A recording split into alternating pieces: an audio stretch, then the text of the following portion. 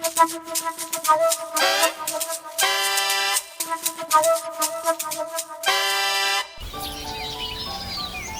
लंबे समय पहले अंगराज्य में अरविंद नामक एक भोला आदमी था।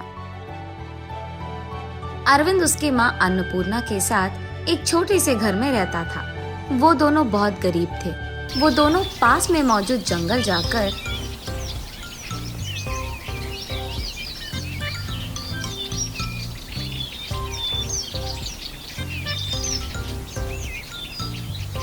शहद इकट्ठा करके वही गांव वालों को बेचकर पैसे कमाते थे।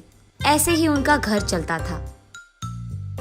लेकिन अरविंद के भोलेपन के कारण गांव वालों में कुछ लोग अरविंद से ज्यादा शहद लेकर उसके कम पैसे देते थे। ऐसे उसके भोलेपन का फायदा उठाते थे। मगर क्योंकि अरविंद भोला था, उसे पता भी नहीं था कि ये सब उसके साथ हो रहा था। वो सिर्फ अपने काम से काम रखता था। शहद बेचकर आए हुए पैसों को वो उसकी माँ अन्नपूर्णा के हाथों में देता था। ऐसे वो दोनों अपना जिंदगी गुजार रहे थे। अन्नपूर्णा हमेशा उसके बेटे अरविंद के बारे में चिंता करती थी, क्योंकि अरविंद बहुत भोला था। जंगल आकर उसके साथ शहद इकट्ठा करने के सिवाय उसे और कोई काम नहीं आता था और वो कुछ नहीं जानता था। एक दिन चिंतित बैठी अन्नपूर्णा के पास पड़ोसी सुशीला आती है। क्या हुआ अन्नपूर्णा, ऐसे चिंतित बैठी हो? हाँ, अब कुछ नया क्या है सुशीला? मेरे भोले बेटे के बारे में मेरा चिंता है। उसको कुछ नहीं पता। शहद इकट्ठा करने के सिवाय उसे और कोई काम नहीं आता है। मेरी भी तो उम्र बढ़ रही है। जब तक मैं हूँ मैं उसकी देखभाल कर लूंगी, लेकिन मेरे जाने के बाद उसका क्या होगा? उसे खाना कौन देगा? ऐसे वो दुखी होती है। रो मत अन्नपूर्णा, रो मत। सब तकदीर है, जैसे लिखा है वैसे होगा। वैसे तुम डरो मत, गांव में कोई ना कोई उसे खाना दे ही देगा। हाँ, यहाँ तो लोग उसके भोलेपन का फायदा उठाते हैं या फिर उस पे हंसते हैं, मगर उसका ख्याल कोई नहीं रखता है। भोला है मगर बुरा नहीं, वो बहुत अच्छा है और अच्छों को हमेशा अच्छा ही होता है। अन्नपूर्णा, तुम चिंता मत करो। ये कहकर सुशीला वहां से चले जाती है। ऐसे कुछ दिन बीत जाते हैं। एक दिन अन्नपूर्णा का सेहत खराब होता है और अरविंद को समझ में नहीं आता है कि क्या करे। वो उस गांव के डॉक्टर को वहां लेकर आता है। जांच करने के बाद वो डॉक्टर कुछ दवाइयां देकर चले जाता है, मगर फिर भी अन्नपूर्णा का सेहत ठीक नहीं होता है। और यहाँ दूसरी तरफ अरविंद के पास मौजूद सारे पैसे खत्म हो जाते हैं। अब उसे समझ आता है कि फिर से शहद इकट्ठा करने के बाद ही उसे पैसे मिलेंगे। इसीलिए वो अकेले जंगल जाता है और शहद को ढूंढने लगता है, लेकिन कहीं भी उसे शहद का छत्ता नजर नहीं आता है। ऐसे वो घूम घूम कर थकान के कारण एक जगह बैठ जाता है। वहाँ बैठकर वो अपने आप में, ये क्या, आज एक भी मधुमक्खी का छत्ता नहीं नजर आया। अब शहद के बिना मैं पैसे कैसे कमाऊंगा और माँ का इलाज कैसे करवाऊंगा? ऐसे दुखी होता है। ठीक तभी उसी रास्ते से गुजर रहे एक स्वामी जी चिंतित बैठे अरविंद को देख, क्या हुआ बेटा, ऐसे चिंतित बैठे हो? ऐसे पूछता है।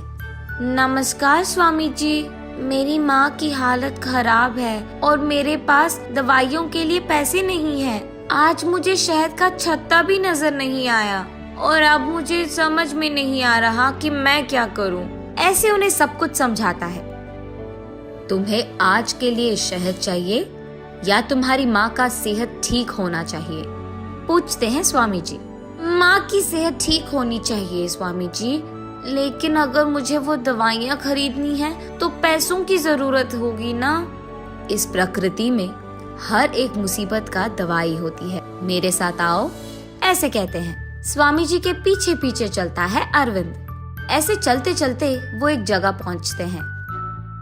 झाड़ियों में से एक पौधे को निकालकर, ये लो पौधा, इस पौधे के पत्तों का रस बनाकर उसे चावल में मिलाकर अपनी माँ को खिलाओ। ऐसे कहते हैं।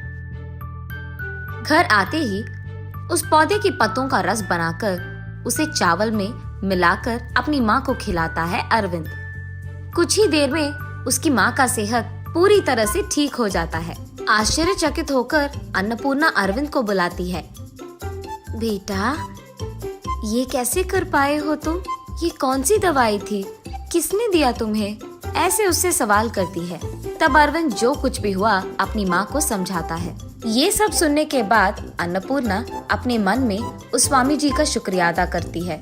मगर दूसरी तरफ अरविंद का ऐसे पत्तों से औषध बनाना, जंगल जाना, ये सारी बातें गांव में फैलती है।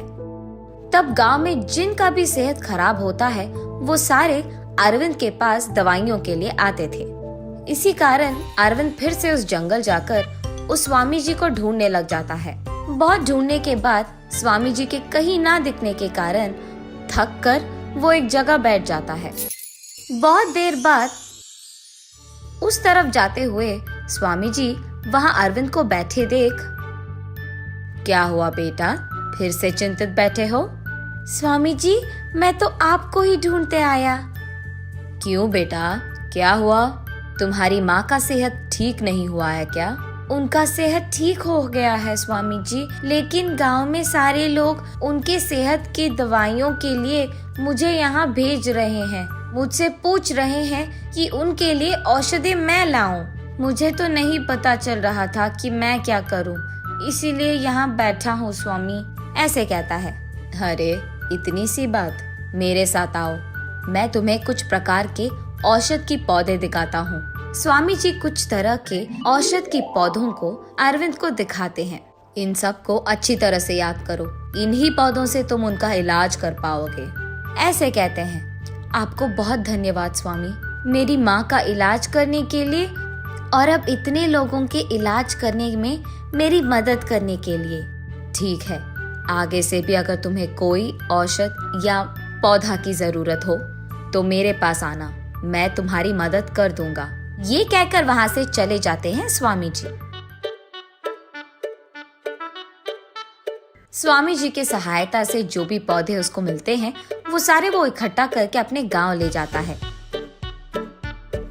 और जो भी बीमार थे उनको ये सारे औषध बनाकर देता है। और बस 2 ही दिनों में अंगराज्य में सारे लोगों के मुंह पे अरविंद का ही नाम था। ऐसे बात फैलते फैलते उस राज्य के राजा अंगराज तक पहुंचती है। तुरंत वो अपने सैनिकों को अरविंद को लाने की आदेश देते हैं। अगले ही दिन अरविंद को राजा के सामने लाया जाता है। अरविंद यहाँ डरने लगता है क्योंकि उसे पता नहीं चलता है कि राजा के सामने उसे क्यों लाया गया। राजा अरविंद को देख, आपके बारे में हमने बहुत सुना है, हमें पता चला है कि आप कोई भी तरह के बीमारी का इलाज कर सकते हो। वो राजा, ऐसे डर के मारे, मेरी इकलौती बेटी है, बहुत दिनों से वो बस बिस्तर पे बीमार पड़ी है। हमारे आस्थान वैद्य भी इनका कुछ नहीं कर पाए हैं। अगर तुम उनका इलाज कर पाए तो मेरे सारे जायदाद में आधा हिस्सा तुम्हारे नाम लिख दूंगा। मैं जो भी कर पाऊंगा करूंगा राजा। ऐसे वो बिस्तर पे लेटी राजा के बेटी के पास जाकर उसके पास मौजूद पौधों से औषध बनाकर युवरानी को देता है। औषध लेने के कुछ ही देर में सालों से बिस्तर पर पड़ी युवरानी उठकर बैठती है। राजा खुशी से पगलाकर, शाबाश अरविंद, मेरे वादे के अनुसार मेरे जायदाद का आधा हिस्सा अब तुम्हें तोहफा दे रहा हूँ। और इतना ही नहीं, राजा बहुत मर्यादा और इज्जत से अरविंद को धूमधाम से उसके घर वापस भेजता है।